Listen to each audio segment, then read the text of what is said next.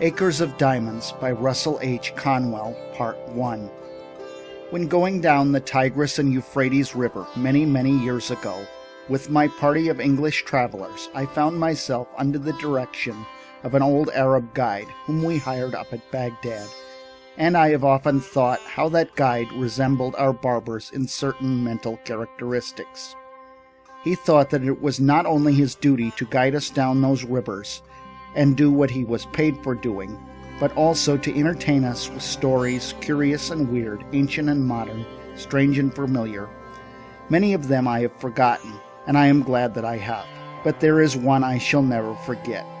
The old guide was leading my camel by its halter along the banks of those ancient rivers, and he told me story after story until I grew weary of his storytelling and ceased to listen.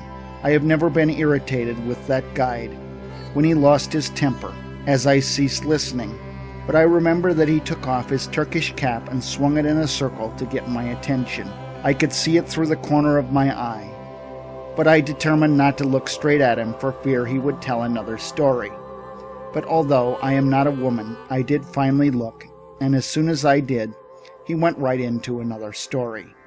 Said he, "I will tell you a story now which I reserve for my particular friends." When he emphasized the words particular friends, I listened. I have ever been glad I did. I really feel devoutly thankful that there are 1,674 young men who have been carried through college by this lecture, who are also glad that I did listen. The old guide told me that there once lived not far from the river Indus an ancient Persian by the name of Ali Hafed. He said that Ali Hafed owned a very large farm, that he had orchards, grain fields, and gardens, that he had money of interest, and was a wealthy and contented man. He was contented because he was wealthy, and wealthy because he was contented. One day there visited that old Persian farmer one of those ancient Buddhist priests, one of the wise men of the East. He sat down by the fire and told the old farmer how this world of ours was made. He said that the world was once a mere bank of fog, and that the Almighty thrust his finger into the bank of fog and began slowly to move his finger around, increasing the speed until at last he whirled this bank of fog into a solid ball of fire. Then it went rolling through the universe, burning its way through other banks of fogs, and condensed the moisture without, until it fell in fields of rain upon its hot surface and cooled the outward crust.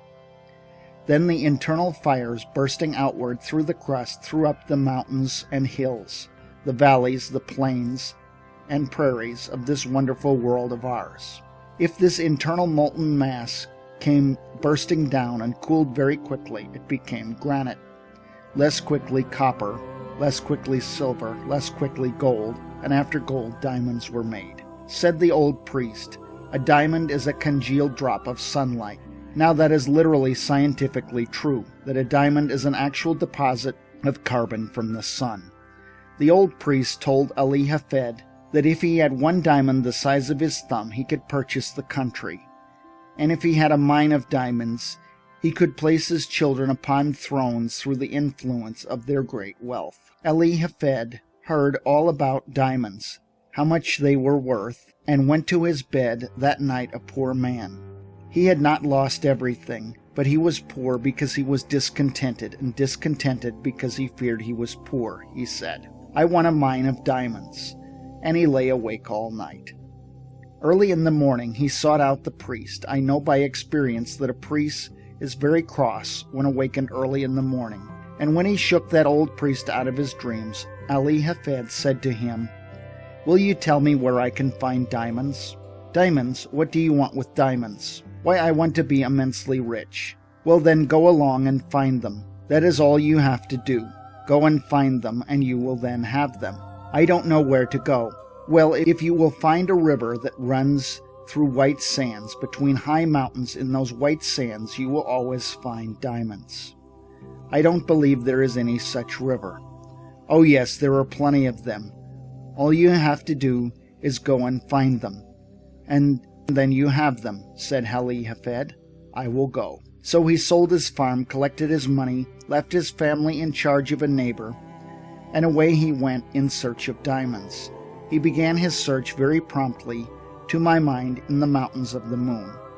Afterwards he came around into Palestine, then wandered on into Europe, and at last, when his money was all spent and he was in rags, wretchedness, and poverty, he stood on the shore of that bay at Barcelona in Spain, when a great tidal wave came rolling in between the pillars of Hercules, and the poor, afflicted, suffering, dying man could not resist the awful temptation to cast himself into the incoming tide, and he sank beneath its foaming crest, never to rise in this life again.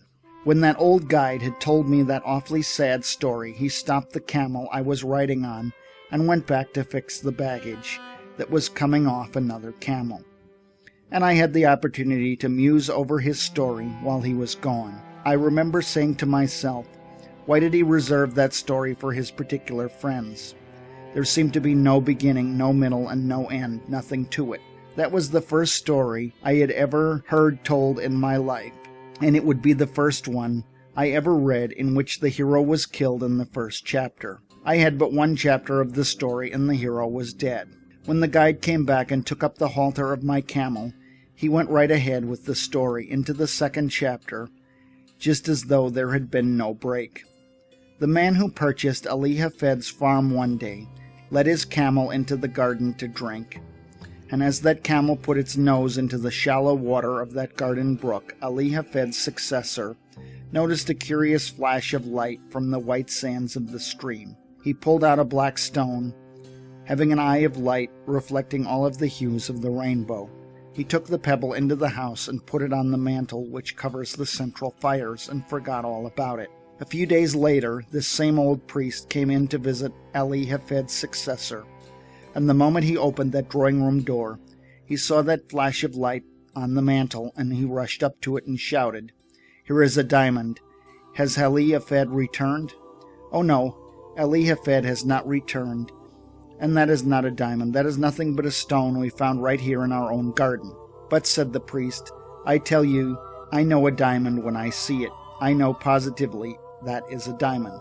Then together they rushed out into that old garden and stirred up the white sands with their fingers, and lo, there came up other more beautiful and valuable gems than the first.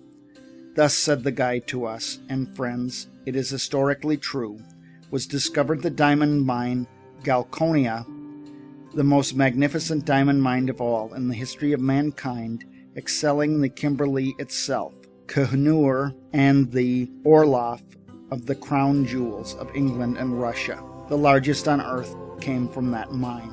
When that old Arab guide told me the second chapter of the story, he then took off his Turkish cap and swung it around in the air again to get my attention to the moral. Those Arab guides have morals to their stories, although they are not always moral.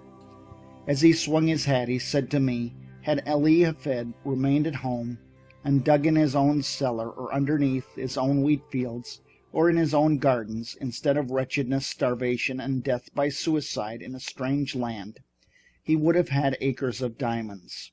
For every acre of that old farm, yes, every shovelful afterward, revealed gems which since have decorated the crowns of monarchs. When he had added the moral to this story, I saw why it was reserved for his particular friends.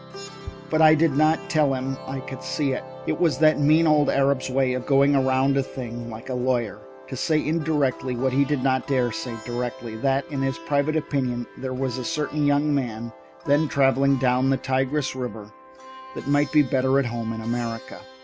I did not tell him I could see that, but I told him his story reminded me of one, and I told it to him quick. I think I will tell it to you. I told him of a man out in California in 1847 who owned a ranch. He heard they had discovered gold in Southern California, so with a passion for gold he sold his ranch to Colonel Sutter, and away he went, never to come back. Colonel Sutter put a mill upon a stream that ran through that ranch, and one day his little girl brought some wet sand from the raceway into their home and sifted it through her fingers before the fire. And in that falling sand, a visitor saw the first shining scales of real gold that were ever discovered in California. The man who had owned that ranch wanted gold, and he could have secured it the mere taking.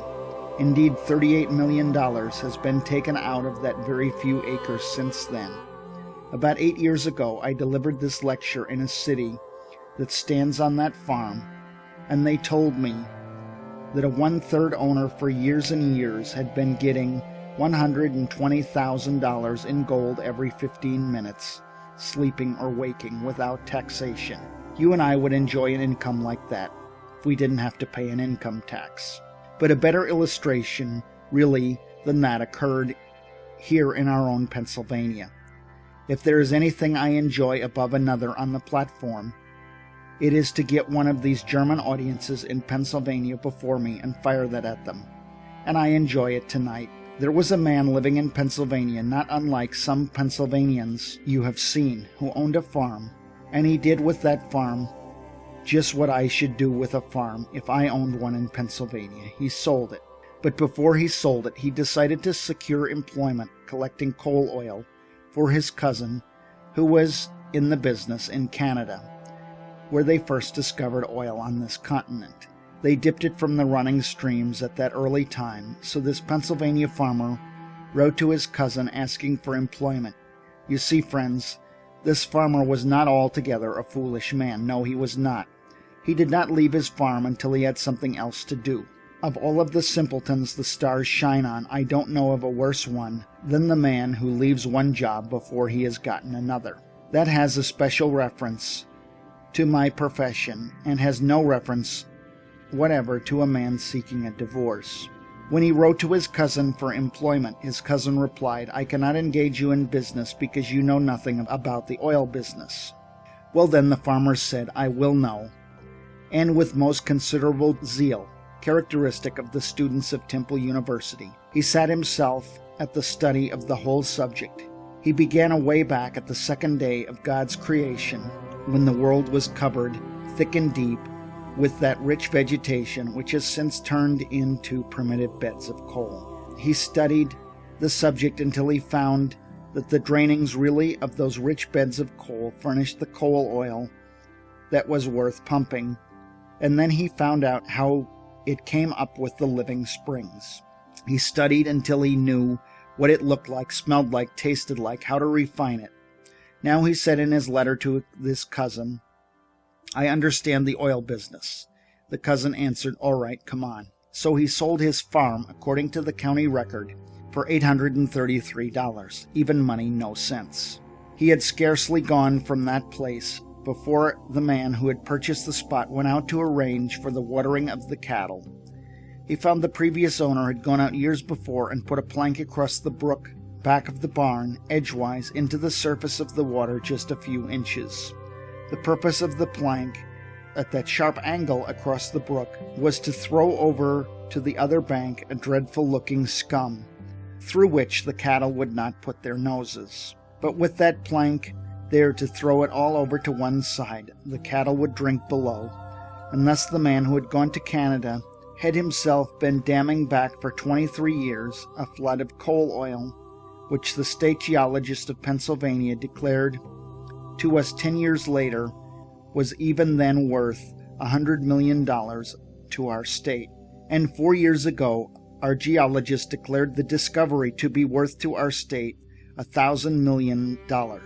The man who owned that territory on which the city of Titusville now stands, and those Pleasantville valleys, had studied the subject from the second day of God's creation clear down to the present time. He studied it until he knew all about it, and yet he is said to have sold the whole of it for $833. Again and again I say no sense. But I need another illustration. I found it in Massachusetts, and I am sorry I did, because that is the state I come from. This young man in Massachusetts furnishes just another phase of my thought. He went to Yale College and studied mines and mining, and became such an adept as a mining engineer that he was employed by the authorities of the university to train students who were behind in their classes. During his senior year, he earned $15 a week for doing that work. When he graduated, they raised his pay from $15 to $45 a week and offered him a professorship. And as soon as they did, he went right home to his mother. If they had raised that boy's pay from $15 to $15.60, he would have stayed and been proud of the place. But when they put it at $45 in one leap, he said, "Mother, I won't work for $45 a week. The idea of a man with a brain like mine working for $45 a week. Let's go out to California and stake out gold mines and silver mines and be immensely rich." Said his mother, "Now, Charlie, it is just as well to be happy as it is to be rich." "Yes," said Charlie, "but it is just as well to be rich and happy, too." And they both went right about it. As he was an only son and she was a widow, of course he had his way. They always do. They sold out in Massachusetts, and instead of going to California, they went to Wisconsin, where he went into the employ of the Superior Copper Mining Company at $15 a week again, but with the proviso in his contract that he should have an interest in any mines he should discover for the company. I don't believe he ever discovered a mine, and if I am looking in the face of any stockholder of that copper company, you wish he had discovered something or other. I have friends who are not here because they could not afford a ticket, who have stock in that company at the time this young man was employed there. This young man went out there, and I have not heard a word from him. I don't know what became of him, and I don't know whether he found any mines or not, but I do not believe he ever did. But I do know the other end of the line. He had scarcely gotten out of the old homestead before the succeeding owner went out to dig potatoes. The potatoes were already growing in the ground when he bought the farm, and as the old farmer was bringing in a basket of potatoes, it hugged very tight between the ends of the stone fence. You know, in Massachusetts, our farms are nearly all stone wall. They are obliged to be very economical in front gateways in order to have some place to put that stone. When that basket hugged so tight, he set it down on the ground and dragged on one side and pulled on the other. And as he was dragging the basket through, this farmer noticed in the upper and outer corner of the stone wall right next to the gate a block of native silver 8 inches square. That professor of mines, mining, and mineralogy knew so much about the subject that he would not work for $45 a week when he sold that homestead in Massachusetts, sat right on that silver to make the bargain. He was born on that homestead, was brought up there, and had gone back and forth rubbing the stone with his sleeve until it reflected his countenance, and seemed to say, "Here is $100,000 right down here just for the taking."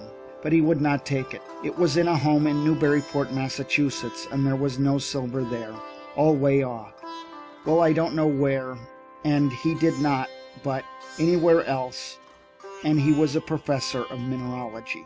My friends, that mistake is very universally made, and why should we even smile at them? I often wonder what has become of him.